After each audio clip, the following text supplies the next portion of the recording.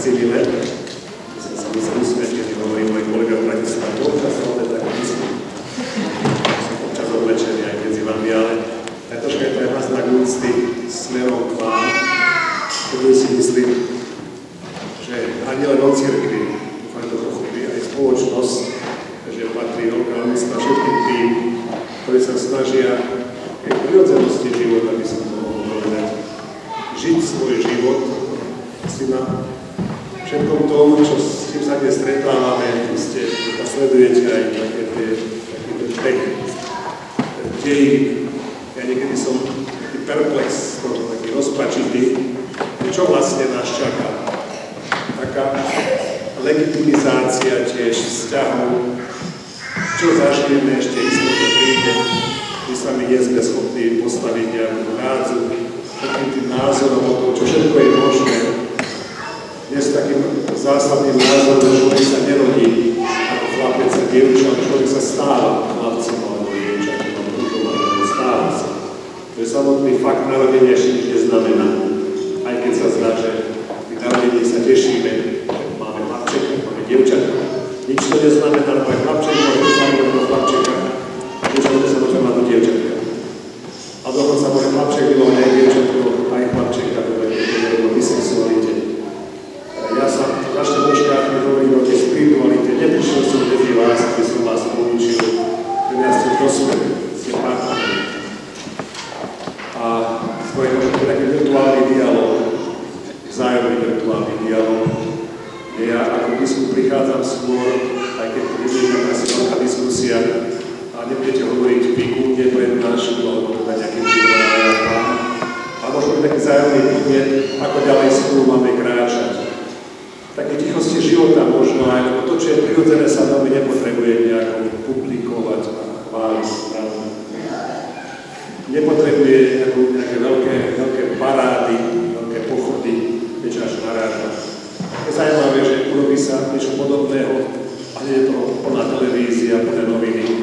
A robí sa niečo normálne, obyčajné, o rodine, o živote, o deťoch, to sme aj nevšimli.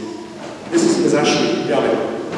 Môžem povedať, že ja sám nedávno som čítal taký článok, ktorý je veľmi známy spevák John, ktorý je, ako to povedať, že ženatý, vydatá.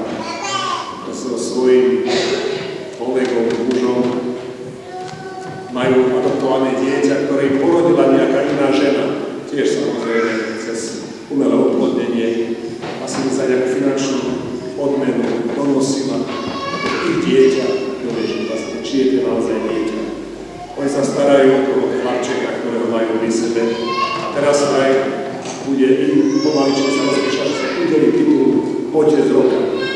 A neviem, komu sa udelí ten titul Otec roka. Či o tom hovoria, alebo o tom jeho kamarátovi. Celé, keď to čítam, je mi z toho úzko, lebo takto žije svet. Poľačky sa presúva a to mentalita je legislatívy. Tak ja som svojho času prednášal morálnu teológiu a hovorím, že ja si budeme musieť zvyknúť pomaličky, že už žánrovo, genrovo, teda to rodovo, už nebude, že muž a žena, ale už to bude 5 rodov. Ja som to spomínal aj minulé a keď zopakujem, ktorých 5 rodov sa môžete opýtať, lebo človeka, ktorý žije ako my, tak nenápadne, že by mohli byť ešte iné ako muž a žena, ale v zmysle vzťahovom tých 5 rodov, čo znamená, že muž, ktorý už nevidí partnerku ženu, ale muža, to je ďalší rod, žena, ktorá nevidí tiež partnera muža, ale sa to partnerku ženu, ďalší rod, už máme 4, popri tých obyčajných, ako sme zvyknutí. A potom ten 5. rod, to je vlastne muž, ktorý je schopný milovať aj muža, aj ženu. Aj také prípady poznáme, bisexuality. 5 rodov. A teraz si predstavte, že je to takom čížaku, teda je 5 dverí a v každom tom priestore býva niekto iný. Ja sám si neviem predstaviť, ako sa dá spolupracovať, spolužiť. Aké hodnoty tu môžu byť, neviem, naozaj je to pre mňa také stiesňujúce. Možno na pozadí práve tých udalostí, ktoré žijeme a tých možností, ktoré dnes svet má, pretože zatiaľ, čo by sme možno mali troška taká diskusia, troška vážne diskusie ohľadom interrupcie, dnes sú veľmi zásadné diskusie ohľadom umelého oplodnenia. A teraz nehovorím o nejakej pomoci, dieťa, ale o tom, že vlastne môžeme dieťa vytvoriť v súmavke. Môžeme si vybrať to najlepšie, vypínieť, ktorá sa najlepšie rozvíja, a dokonca môžeme si ešte zaplatiť nejakú ďalšiu ženu, len nie matku, ktorá biologicky, ja neviem to nazvať, na ten plod, môže to donosiť. Je to taká obrovská šírka, keď ja musím priznať a úprimne, a teraz to je ako také, že taká je slava kresťanská morálka, že takto sa kresťanská morálka nevie pozerať, ani to nejako vysvetliť, to už by som povedal, že v tom priestore Biblie sa to nedá rozumieť. Že vidím s takou základnou premisou predpokladnou biblickým, ktorý ja nechcem nejako špeciálne dokazovať, lebo mne sa niekedy zdá, že ako zúfalo sa trápi dokazovať, že muž je muž a žena je žena, je tak na úrovni, že žiaľ Bohu, že takto umožnil, aby sa mohol človek narodiť aj mimo toho vzťahu lásky, mimo vzájomného objatia muža a ženy. Teda ľudské pohlavné bunky sú schopné existovať aj mimo človeka. Tým pádom tá diskusia by mohla nastať. Keby to všetko končilo len v tele muža a v tele ženy, tak tá vlastne diskusia nebola o čom. A diskusia má aj svoj spirituálny rozmer, sa preto to hovorí. To je základná premisa, čo kresťania príjmame alebo nepríjmame. Ak nepríjmeme, dostávame sa na veľmi široké také vágnej plochy, keď skutočne, že potom sa neviem ja vyjadriť, čo znamená manželstvo a následne, čo znamená rodina. Je manželstvo, keď muž je s mužom. Nie je to aj legislatívne ošetrené. Je manželstvo, keď žena žije so ženou. Nie je to aj legislatívne ošetrené. Je možné, že si adoptujú dieťa a teraz sú rodinou. Nie je to aj legislatívne ošetrené. Chápete, že je to svojím spôsobom stiesňujúce. Na jednej strane chcem byť tolerantný. Je tá tolerancia, ktorá ešte mala byť toleranciou pre život. Život lásky. Ale pýtam sa sám, že prečo muž, ktorý žije s mužom, chce mať dieťa. Je to nemyslíte. To proti logike aj toho vzájomného biologického vzťahu. Už to také chcú spolu žiť a tvrdia, že sa budujú v poriadku, ale dieťa ma nemôžu z tejto lásky. Keď žena so ženou chce žiť v poriadku, keď máme tolerantný, čo mám robiť. Ale dieťa z toho vzťahu nemôžu mať. Napríklad všimnite si, ako ďaleko pokračuje tá žiadosť, aby teda adopcia bola dovolená, aby mohli mať dieťa, dokonca umelým oplodnením tiež, čo už je niekto skôr bolo možné ešte v tomto vzťahu žena ako muž a muž. Takže keď hovorím o tej spiritualite, myslím, to základnou spiritualitou je uznanie do biblického faktu, že človek je stvorený ako muž a žena. A toto spochybním ja, budem teraz hľadať dôvody a skúmať, prečačujem niečo iné. Ja v Biblii neviem, kde nájsť. V Biblii, písme svetom, zjavení Božom človeku, neviem, kde nájsť. Ale že muž a žena sú stvorení jeden pre druhého. Dokonca je tam aj taká krásny rozmer toho stvorenia, že Pán Boh stvorí človeka, ktorý, pokiaľ je sám, nemôže hovoriť ani mužovi. Pokiaľ som sám, tak sa nemám akým spôsobom diferencovať voči tomu druhému. A vtedy viem, že som muž, neexistuje žena. Keď môžeme sami muži, tak sa ma bude nemusí použiť. To je len človek. A zaujímavé je, že tú myšlienku, že ťažko je žiť tomuto človeku, nehovorí ten prvý človek, že potrebuje akokoľvek partnera, ale že potrebuje partnerku. A na to hovorí Boh. To je pre mňa tiež taká silná premisa, ako silné vyjadrenie Biblii. Tvorenie človeka ako muža a ženy, ktorá je. Písmo nepripúšťa možno, že mužovi by bol partner aj muž. Žene by bol partner aj žena. Ja to vnímam tiež taký základný, taký prenáboženský. Keď tvrdí, že katolická cirkev pravda je konzervativizmus a do minulosti a všetko prežité, žijeme do ľudu. A nie je to nič ontologické, bytostné. Fakt sa chlapec človek narodí ako muž a nič to neznamená, ale sa mu môže stať, ale nemusí sa ním stať. Lebo si nájde partnera a tým pádom vytvára iný svoj pohľad na život, na vzťahy a teda aj na svoje bytie. To neviem pripustiť. Teraz nechcem diskutovať o tom, že do akej miery, lebo niekto tvrdí, ktorá sa narodí ako homosexuál a to je pre nás možno prirodzené. To nie je taká veľká debata. To je veľmi vážne povedané, že či naozaj sa niekto narodí, že či teda nejakým spôsobom aj tá príroda môže vytvárať aj takýchto jedincov. Nie je to niečo, čo tak vzniká tohto sveta, určitej takej príjemnosti, pohody sveta. Mnoho razy si všímam, že hlása sa k tej homosexualite. Väčšinou sú to ľudia, ktorí v tom živote sú na to veľmi dobré. Keby som povedal, že hľadajú ešte ďalšiu príjemnosť. Mnoho razy to ľudia, ktorí skutočne v tom svete ekonomicky sa majú veľmi dobré a teda čakajú, ako keby ešte žijeme už v tej pohode. Kde je hranica tej pohody?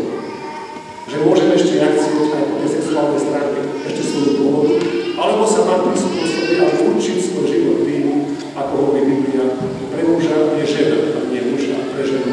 A na tomto pracovať aj v svojom zmýšľaní, aj v svojom chcení. Takže toto vnímam také pracovanie aj na svojom vlastnom živote, na svojom vlastnom myšlienkach. Môže byť nejaká blízkosť, taká afinita, že mám priateľov, som blízky. Ale rozvíjať to na úrovni už nejakej telesnej blízkosti, dotyku, objatí, poslov, to musí byť potom už aj také ako keby moje vlastné konanie. A vie niečo, čo je v nás. Sami viete, ako aj vaše vzťahy vznikali partnerské. Byť blízko pri partnerovi, dotknúť sa, objať, to je niečo, čo tak ako objavuje. A v tejto línii máme objavovať seba sami. Muž sa nemá objavovať seba ako ten, ktorý môže objímať a milovať sa aj s mužom.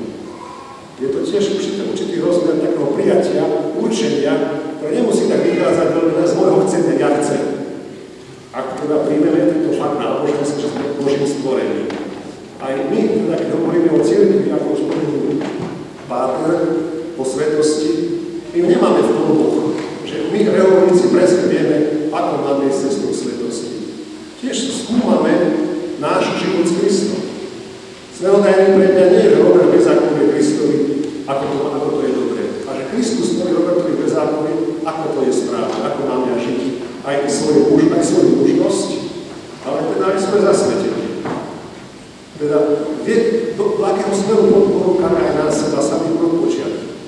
To je rozhodujúci v tom tvorení, v tom formovaní môjho vedomia aj telesného, aj duchovného. To myslím je, som teda takou základnou otázkou pre dnešný svet, že žijeme sa, ale nie tak nábožensky, na úrovni náboženstva, ale vyslovene ľudský. To také vyznanie sa k tomu, či príjmame ľudský život ako dar, alebo ako to, čo je moje vlastné, čím si môžeme vypočúvať, čo chceme.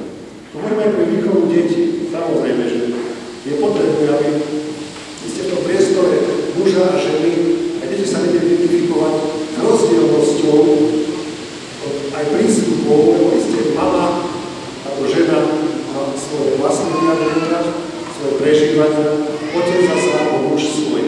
Čiže by som povedal, že v takej kompletnej šírke ako dieťa môže zažívať, čo znamená byť mužom, čo zasa ženou.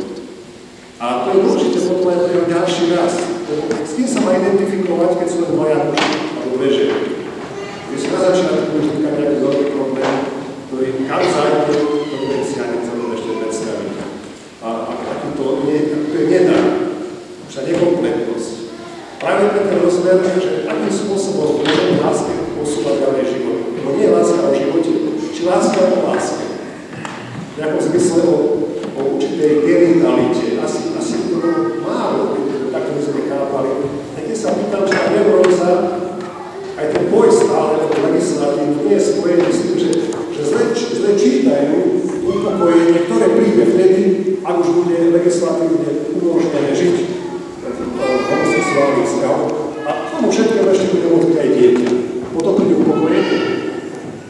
Toto je os života a lásky.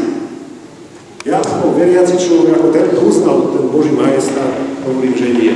Tá základná spiritualita a základné vyjadrenie spočíva aj v tom, aký je náš pohľad na život. Toto by nám malo byť jasné. Ostatné je taká vážna diskusia, istá slušná, opatrná, citlivá, ale nie ako si prijate, že všetkým ako chceme zatvorné ako katolíci, ktorí uznávame manželstvo, muža, ženy a rodinu, a ostatní sú žili svoje vlastné. Je to otázka v histórii sveta, ale v budúcnosti sveta. Takže vychádzam teda z toho, čo hovorí Písmo Sväté, to stvorenie človeka a potom prichádza stvorenie nie hocikoho, ten človeka ako takého, ale ženy. A v tom hebrejskom jazyku je také veľmi pekné vyjadrenie, že muž v tom zmysle partnerskom sa volá Iš. A žena v tom zmysle partnerskom sa volá Iš. Žiadny rozdiel, ale jeden je. V tom ženskom napísaní iš sa na konci píše H, ten sa nečíta. V tomto je také milé, že ľudia sú si naozaj rovní, ten sa ináč píšu. Ale v tom rozmere partnerstvu nie je už viacej žena menej. Obidvaja sú iš. A aj v tom vyjadrení jedného voči druhému naozaj to slovo je ako keby to isté. Ale predsa, keď ho napíšeme, vidíme rozdiel. Keď sa pozrieme na seba, je rozdiel. Ale v tej vnútornej podstate, v tej bytosti človeka nie je už viacej v zmysle inteligencie, prežívania ako žena, alebo zasa naopak, že žena teda je ako lepšie vybavená pre život a je schopnejšia, lepšie rozumie životu. Obidvaja sa potrebujú navzájom. Preto tak pekne hovorí aj už potom Adam, už potrebuje aj Enoch, on má partnerku Evu, to je dvojitosti, ona je tá, na ktorou chce žiť svoj život. No, akým spôsobom potom ale žiť spiritualitu vzájomného vzťahu? Ona začína už od počiatku. V podstate ja hovorím teraz s manželom, skôr by som mal hovoriť k vašim deťom, ale lepšie povedať, ako vychovávate svoje deti. Svätý Otec v jednom svojom vážnom dokumente o manželstve, familiarizmu, hovorí o vzdialenej príprave vzťahu manželstva, teda k dnešnému vzťahu života a muža. Života teda muža a ženy. A on hovorí veľmi pekne, že to všetko začína už od malička, keď sa učíme vzťahu možno k sestre, možno k bratovi, možno spolužiakom, spolužiačkám, že tu, kde si všímajte, ako deti začínajú žiť svoj život. Treba dávať pozor na ten taký egoizmus, ktorý sa začína si nás rozvíjať od malička. To je moje, nedám, to chcem. Bo tu, kde si môže začať potom aj to ďalšie, že ešte chcem a ešte viacej. A nedám, a to je moje. A u dospelého to môže mať už potom úplne iné rozmery života. Čiže tá predchádzajúca príprava tej spirituality je taká úplne obyčajná, ako sa snažíme vychovávať svoje deti, ako sme boli vychovali aj my. Ja som vychovali také, že to je tvoja sestrička, pomôže, daj jej tiež, postaraj sa o ňu. Isté je to dobré, keď v rodine nás je viacej. A keď nie je žiadny prešis. Ale pripadá mi to ako taký úžasný priestor práve tomu učeniu sa tej vzájomnosti. Nie všetko môže mať, nie všetko môže chcieť, vedieť sa podeliť, vedieť byť spolu, aj keď niekedy budú napätia, vedieť si odpustiť. Všimnite si, ako to mikro, to detské mikro, sa potom veľmi začína premietať do toho makra. Ak je čosi popletené na začiatku, ťažko sa z toho dá spraviť niečo iné. Ja sám chápem, že mnoho razy, keď sa hovorí o homosexualite, treba si všimnúť, akým spôsobom ten chlapec alebo dievča vyrastal v rodine. Kde dievča zažilo despotického otca, kde dokonca videlo dievča, ako otec bije ženu. No prečo by si mal vytvárať vzťah mužovi, keď vidí muža ako dominantného, tvrdého, silného, arogantného a autoritárskeho? Nie je príjemnejšie potom pri dievčati, ktoré je citlivejšie, jemnejšie, ktoré nemá toľkú silu, aj toľkú aroganciu. Nie je to otázka na prvom mieste mnoho práve v našej hlave. Ak chlapec zažije takisto, povedzme, tú nevyváženosť vzťahov medzi otcom a matkou, ak možno aj citlivejší, ale zažíva tiež nevyváženosť, takú tvrdosť možno, alebo aj hrubosť, možno aj matky, tiež si možno hľadať ten priestor, ktorý mu lepšie porozumel, a to bude asi muž. Koľko nešťastia, koľko tej nešťastnej formácie začína vlastne v našom detskom veku. Takže ak hovoríme o spiritualite manželstva, musíme hovoriť aj veľmi o tom, na aký úrovni začína vlastne náš život, aký začal. Takže analyzujte si aj svoj vlastný život, keď ste boli deti. Na to veľa, z toho sa veľa dá aj pochopiť. Ja som mal to šťastie, že som zažil naozaj pekný vyvážený vzťah od rodičov. Nemôžem povedať, že by sa boli pohádali, že by ste mali nejaké ťažkosti, ale videl som ich aj sa zmieriť. Keď hovoríme o spiritualite manželstva, musíme nutne hovoriť o tejto kategórii o spoločnom zmierenia sa. A je to veľmi vážny fakt, aby rodičia nevystupovali pre deti ako tí, ktorí vedia bojovať medzi sebou, ktorí deti zažívajú, sa hnevajú, ako si možno aj ubližujú sa. Veľmi dôležité je, koľko raz sa deti naučia tým zahrešeniam práve, keď ich počujú od otca, daj Bože od matky ešte. A tu by som povedal tiež takéto ľudské, takéto morálne, aj s tým duchovným, teologickým. Nehovorí Kristus, slnko nezapadá nad vašim nebom. Čo to znamená? V lete sa dlhšie hnevať, v zime kratšie. Hovorím to ako v tom princípe. Beda naozaj manželom, ktorí sa dokážu hnevať na dlho. Ja môžem povedať z tej mojej rodinnej východy, že som vždy zažil, že tí moji rodičia sa naozaj do večera zmierili. A keď to bude troška v takom presahu, nie je dobré, keď režia ľudia, ktorí sa majú milovať v jednej posteli manželskej, ale s zlobou v srdci. To je naozaj ťažké previnenie, to ani to tak človeku sa nezdá. Niekedy sa čudujem, ľudia sa spovedajú, že z toho, že videli nejaký film, nejakú nemorálnu súvaká poza, až sa z toho nedostávajú týždne, z toho sa nespovedajú. I to je to také nevyvážené, že nie každý taká sexuálna myšlienka je ťažký priehod. Každý dotyk dnes zaslúži spoveď. Ale to, že voči sa ľudia nie sú slušní, to je hrieko. To, že manželia nepoužívajú voči sebe zmierenie, to je ťažké previnenie. Takže tu by som možno tak posunul z mojej rodinej hriechovy naozaj môžem povedať, že pre mňa aj zmierenie, odpustenie je niečo, čo sa v živote nachádza, čo potom nelúbilo ťažkosti, istianosti zmierenia. To tak analogicky posunie.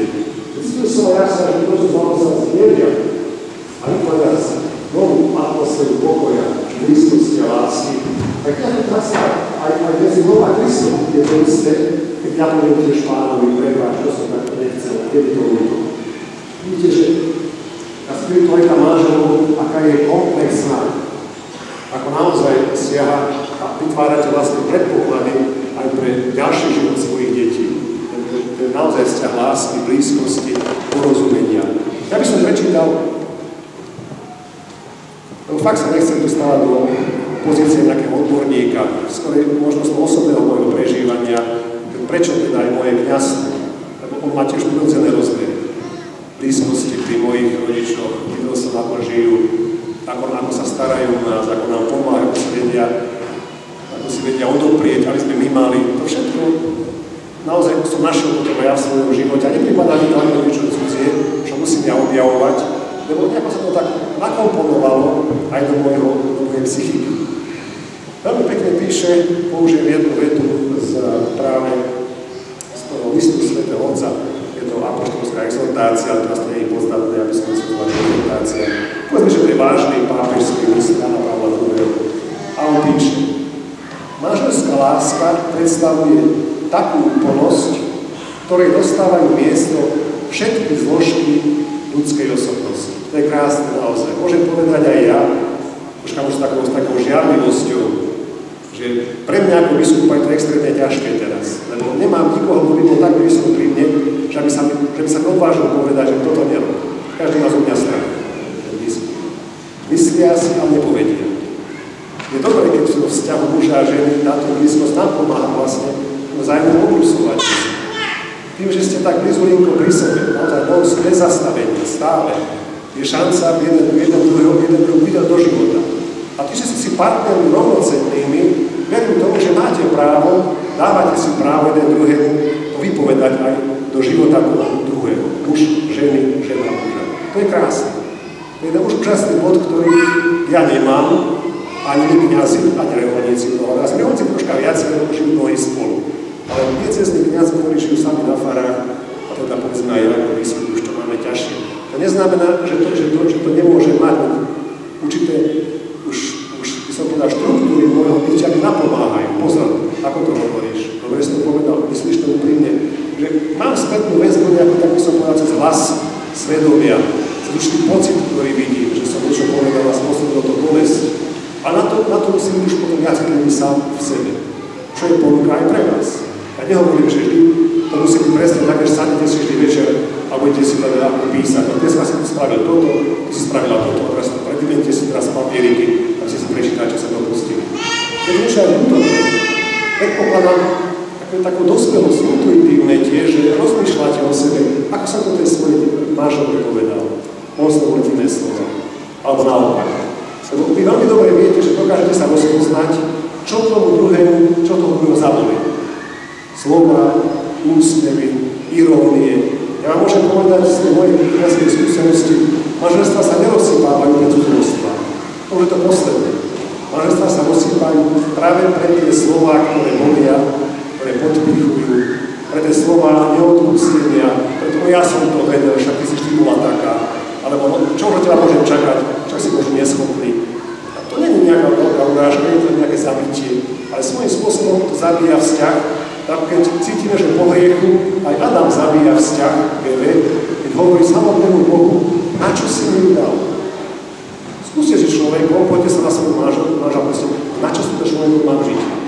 Koľko to vydržíte?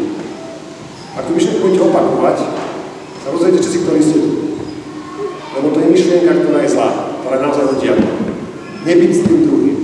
Nehľadať spôsob, že je naozaj nie daný. Na čo si mi dal? Hovorí Adam samotnému Bohu. To je vyšítka, to je blasfémia, to je urážka. Na čo si mi dal? Keby Boh nevedel, že čo robí, ako ľudí chce pomôcť, či ublížiť. To je hrozná myšlienka, že Boh nám dáva jeden druhého, aby nám tie vzťahy žili. Takže všetky zložky osobnosti v tejto blízkosti, čo vám už asi aj jasné, nemusíte žiť dlho 21. spolu, to je možno jasné už po krátkej dobe, pretože požiadavky tela, požiadavky budú. Pamätám si, ako teraz jedna mladá manželka povedala, to dievča povedalo, sa zaľúbila, nevedela som, čo všetko je vo mne. Či všetky musím ja sama bojovať, to všetko tak nejako vyplávalo, kde si z hĺbky môjho bytia. Aj žalostivosť, hovoráze, pravda, egoizmus, kde chodí, prečo nie som, čo mne telefonuje, tak ako keby také objatie, že ty si nežiť ďalej odo mňa, ty musíš byť stále pri mne. A nemáš čo, kde mať nejaký svoj iný život, len ten môj, ktorý mám ja. Človek, keď tak skúmaš, zistuje, že mnohé veci sám v sebe musíte liečiť, stále. To vykúpenie sa nestalo, kde si pri krste.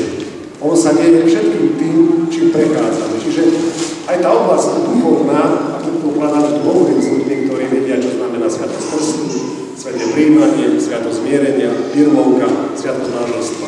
Že všetkými tými sviatosťami iniciačnými ste prešli. Vy viete, do akej miery potrebujete stále pracovať aj osobne na svojom vykúpení. Vy ste verili tomu, že tá spiritualita ženy má troška iný charakter, aj spiritualita muža a naopak, ale sú určite základné hodnoty, ktoré vždy musia spočívať v tom, že sa pýtam na svoj život vykúpenia, na svoje osobné posvetenie. Že už sa už nemusí modliť, nemusí pristupovať k sviatosti, zmierenia. Nemusí to byť nejakou veľkou pravidelnosťou každé 2 týždne, každý mesiac. Ja by som bol rád, keby naozaj aj v takej štruktúre roka boli Vianoce, Veľká noc, možno narodeniny tiež, možno chvíľa, keď ste mali sobáš, také 3-4 krát, ale úprimné Pánu základ. To je naozaj tiež veľmi dôležité. To pochopenie, že stále musíme liečiť svoje srdce, lebo ináč je to kúsok egoizmu, ktorý sa môže rozrásť. Všimnite si, keď začne hniť jablko. Nezhnie hneď a celé. Kúsoček, maličko. A vy s tým nič neurobíte. Čo sa stane? Začne to hnilé byť stále silnejšie a silnejšie. Čo je zvláštne, že nie je zdravé zvíťaziť nad hnilým, ale neliečená hniloba, neodstranená hniloba začína byť stále silnejšia. Ak to jablko hnilé necháte medzi ostatnými, ničí vám všetko. Tu je tá spirituality, ja nechcem predpisovať, že koľko toho má byť. A rozhodne predpokladám, že využijete ten život sviatosti. To isté potom aj svätá omša. Samozrejme, že bol by som rád, keby tá možnosť bola aspoň tak, ako sa vám dá. Keď máte malé deti, tak nemôžete len tak ľahko prísť kedykoľvek, ale možno aj v tom si bude taký zmysl. Teraz si pôjdeš večeria, alebo nejako sa my prestriedame. Aby sme boli blízko Krista. Pre vzťah to je nutné. A Kristus nebude v našom vzťahu, potom začnú všetky takéto rozličné úvahy o tom, čo všetko by bolo v mojom živote možné. Dokonca aj to, že už stačilo z jednou partneru, jeden partner, už je čas pre druhé. Čiže, ako sa vrátili späť, pekne mi to dievča povedalo, že vidím sama voľbe, ešte musím na sebe pracovať. To sa musel uspiať, lebo mi hovorí, že keď som chodila so svojím chlapcom, teraz už aj mužom, tak sme si tak dávali pozor, že aj to sexuálne, kde chceli sme do manželstva naozaj vstúpiť, teda, že to manželstvo je pre nás aj v sexualite to, čo začneme žiť spolu a prvý raz a na prvé manželstve. Stalo nás to veľa síl, keď sme sa ešte mali radili so sobášemi. On sa tešila, že keď už podobíme manželia, už to ma toľko síl stáť nebude. Furt ma to stojí veľa síl. A to je dobre, tak to aj má byť.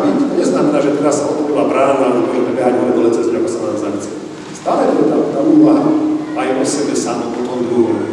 Nie je toto nešťastné vyjadrenie, ktoré čítam ja v právnickej morálke, že už právo žiadať, povinnosť dať. To je nešťastným spôsobom aj cirkev niekedy ponúkala, že ten vzťah má nejaké právne rozmery. Ak raz je to tvoj muž, nemáš ničoho práva. A už aj tvoj mamo, chuť má právo žiadať a ty máš povinnosť dať. Lebo naopak si neviem predstaviť, že muž má povinnosť ako si dať. Už by sa nehovorí o tom, že dáva.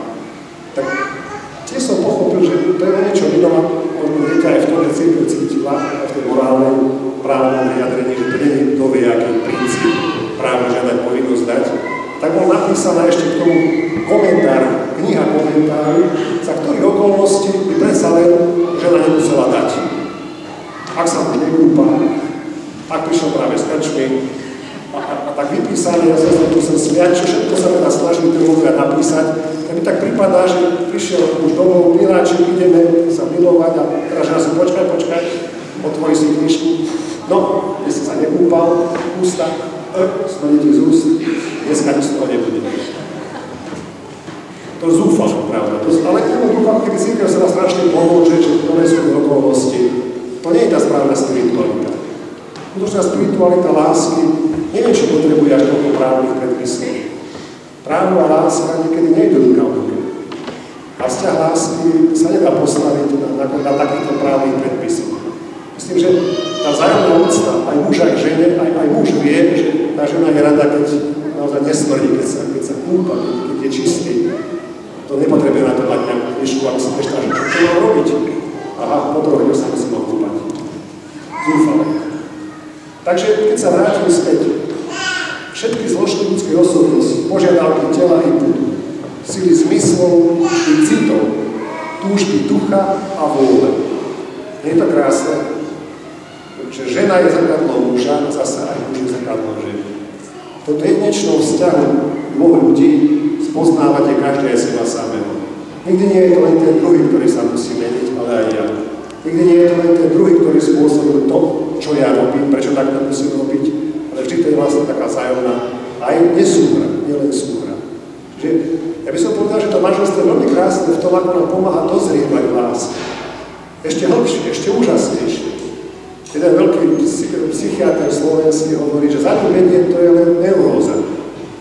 Lebo všetko je tak v zmysli poprevracané, metabolizmu poprevracaný, všetko. To sa musí vrátiť späť. Až tá láska, tá dennodenná, to spolužitie dennodenné, až to začína byť naozaj pravdou slova láska, keď už to nie je toľko o budu, o nejakej telesnosti, keď už tam nie je tá neuróza, už to vylučovanie hormónov do hlavy, jednoducho už len sa teším z toho, že vidím, ako vyzeráš a vidím a som z toho celý hotový.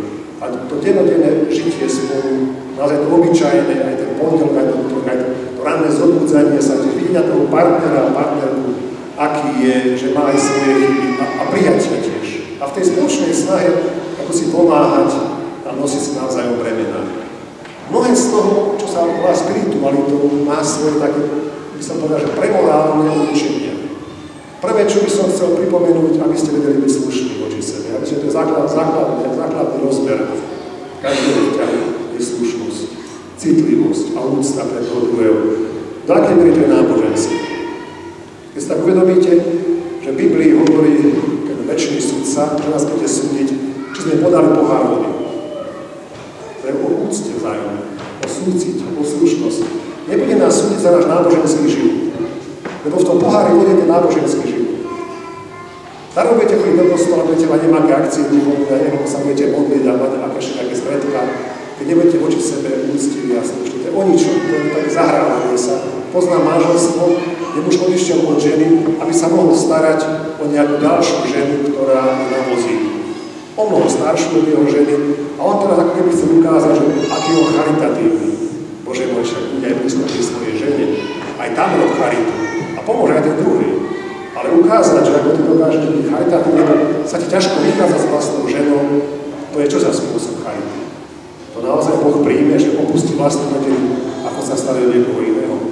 Pokús sa to spojiť. Vieš to tak, že až určité prvotné záväzky. A ty tam sa uč robiť charitu a lásku a blízkosť a pomoc. A potom s týmto naplneným srdcom môžeš vystúpiť do sveta.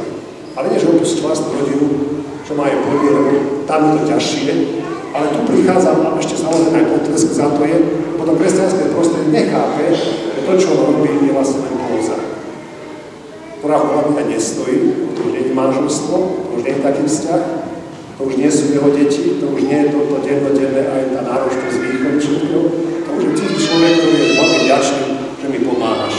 Ale vlastná rodina to vyšla von. Som bol sklamaný a aj smutný. No to nie je ten pohár, najprv ho podaj doma a potom choď podávať ďalej. Bol som hladný, bol som smedný, bol som chorý. Vidíte, aký obrovský priestor ja v tom osobnom živote, ktorý ani nemusí byť spirituál, ktorý predpokladám, že očakávate, že vám poviem, koľko sa treba modliť. Koľko má byť svätých spovedí. Koľko má byť aj jeden svätý homš. Aké duchové cvičenia máte ešte spolu prežiť. Nic z toho vám nechcem povedať. Ja myslím, že vy sami musíte vedieť, čo všetko potrebujete, aby bolo zachované to ľudské. To slušné, to úctivé, to blízke, lebo ja sám cítim, že k tomu, aby som taký mohol byť, si neviem vystačiť sám. Tomu potrebujem ja dennodenne byť s Kristom. Aspoň v takých základných úkonoch, isté ako je modlitba, si niečo porozmýšľať, tiež prečítať si, tak ako byť spolu. To je to isté. Kto nevie byť spolu so svojou ženou, svojím mužom, ako môže byť s Kristom? To nie je nejaké moje povzbudenie, to je Jánovská veta. Ako môžeš milovať Krista, Boha, ktorého nevidíš, keď nemiluješ človeka, s ktorým máš byť dennodenne. Tam treba najprv urobiť ten dobrý skutok. Táto láska smeruje čo najlepšej osobnej jednote, ktoré nie je o telesné spojenie, ale vytvára jedno srdce a jednu dušu. Ja uznám sám, že to, čo kresťanstvo, to, čo náboženstvo posúva ako jedinečné, je aj náročné. Lebo to nie je na 5 rokov, na 10 rokov. Vernosť je tiež spirituálnou hodnotou. A nehovorím teraz o vernosti, ktorá je nejakým spôsobom prísahou na Bibliu, oplaknutie s pred oltárom. Tú vernosť môžu mať aj neveriaci ľudia, niekedy aj majú, a niekedy sú aj zahamení, že akí sú si verní navzájom. Ako žijú jeden pre druhého, ako sa uhnú každému flirtu alebo každému nejakému náznaku, ako si skúšky, že čo by to mohlo byť kedy. To je veľmi krásne. Viete, že vernosť je niečo opäť ako taká prenáboženská hodnota. Ťažko môže byť niekto naozaj blízko Kristovi, keď nie je blízko človeku, ktorému povedal svoje áno. A ktorý má aj právo očakávať od neho vernosť. Vernosť v slove. Keď si to začína tu, kde si v hlave, myšlienka, blízkosti. Nehovoríme teraz o tej vernosti, také materiálne, však som dnes tu doložil. Ale o vernosti, ktorá som tak nejako tiež zistil, keď som pochopil, že muž mi hovorí, niekedy som pozeral na kompúteri obrazy, ktoré sám cítim, že sú nevhodné, nielen pre mňa, ale aj preto, že to je aj proti mojej žene. Čo ja chcem vedieť, ako vyzerajú iné. Chcem kontrolovať, či nie sú fyzicky príťazní väčšie. To nemôže byť myšlenka v mojej hlave, že tá moja musí byť najkrajšia. Niečo úplne iné a podstatnejšie, čo nejako nespočíva naozaj len na tom najkrajšom tele, ktoré by mohlo byť. Sám to cítil nejako tak vnútorne, že to nie je vhodná cesta. Že tá vernosť je aj to, že hoci žena to nikdy nevidí. A vás pozerá, by ho nepristihla. Ale on sám sa pristihol, že to nie je cesta, ktorú by mal kráčať. Tá vernosť je čosi veľmi zásadné, veľmi silná kategória, ktorá je zapísaná v ľudskej hlave. A nie je to, že ja vám poviem, buďte si verní. Teda vytvorenie jedného srdca a jednej duše. Vyžaduje však nerozlučnosť a vernosť tohto vzájomného definitívneho darovania a otvorenie sa pre spoločnú plodnosť. Viete, že v tom máme cirkev problém aj pre homosexualitu, že sa neotvára pre plodnosť. Homosexualita nie je plodná. Ona nemôže vytvoriť život. A základnou morálnou premisou je, že láska sa otvára pre život. Však keby nebolo tejto otvorenia lásky mojich rodičov, tak to nestojí. Nikto z nás to nestojí. Keby tá láska bola len to, že mi to je príjemné, povie muž, potrebujem to, tiež ako žena, svoje nejaké telesné ukludnenie. To nie je otvorenie pre život. Všetko to, čo nám pomáha robiť život krajším a čo otvára to ľudské srdce pre život, a to už aj istá slušnosť, tá blízkosť, dennodenné stretnutie sa, prejavenie asi vzájomnej úcty, v objati tiež dotyku. Tiež môžem povedať späť, že sa mi vždy páči, lebo ráno idú do školy a sme sa tak nejako tak lúčili pri dverách čížavu, ktorou som vyrastal, že otec poboskal mamu a tak išli jeden aj druhý do tej svojej práce. Zasa keď sa vrátili sme do roboty, ja sa s nimi videl, že sa omývali a poboskali. Nebolo to nič také, že nejaké mocné, nejaké také, že ako si povedal by som, že nejaké také silné pre nás, že ako sa teda stretli a potrebovali sa pevno objímať. Ale taká blízkosť bola krásna, že máme sa radi, že keď odchádzam od teba a mám ťa v srdci. Keď prichádzam, som šťastný, že ťa vidím, lebo ťa mám v srdci. Vidíte, ja neviem, či náboženstvo má predpisovať aj takéto úkony.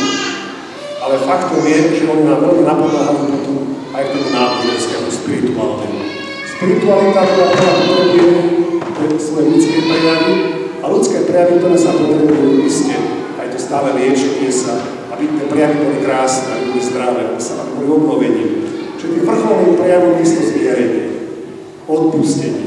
To je potom, čo sú sakramentálne, áno, slávime z zmierenia. Ale keď, povedzme, dieťa nevidí zmierenie sa rodičov a poznám rodinu, kde si manželia už rok dopisujú, nerozprávajú sa, my sa pohľadovali, raz nie toho prvého, ktorý by odpustil, ale ktorý by poprosil odpustenie, tak sú také pekné, také žlté listočky s tou lepkavou stranou, tak sa napíšu, čo treba, prelepia si to na televízorik, na chladničku, na toaletu a tak sa rozprávajú. To je chore, tak chore, že až miesto úzko. To je naozaj už nie pre psychologa, pre psychiatra. Ale žijú spolu, sú manželi. Treba k tomu nejaké špeciálne náboženské vzdelanie.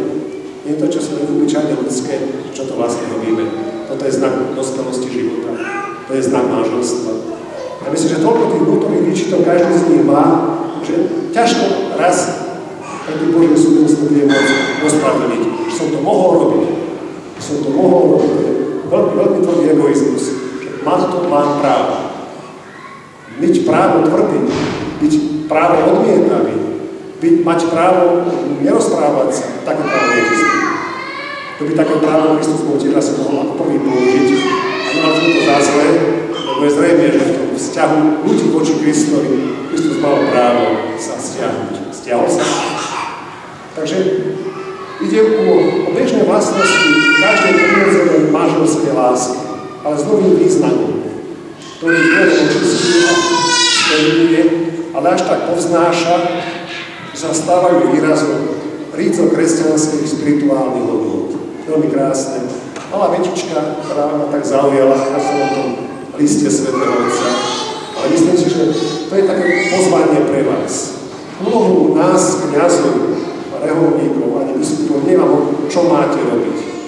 To sa stane takú otázku, tak veľmi osobnú, keď sa ma dvaja mladí manželia krátko po manželstve pýtali, že ako sa dôstojne majú milovať dvaja kresťanskí manželia. To je otázka, si myslím, čo vám na to mám povedať, že si o nej povie, že to študuje. Tak hovorím, viete, to nie je dobrá otázka pre mňa, ak už teda chcete vedieť, tak si kúpiť nejakú literatúru k tomu, ale to za nejaký sexuológ, ale ja som teológ.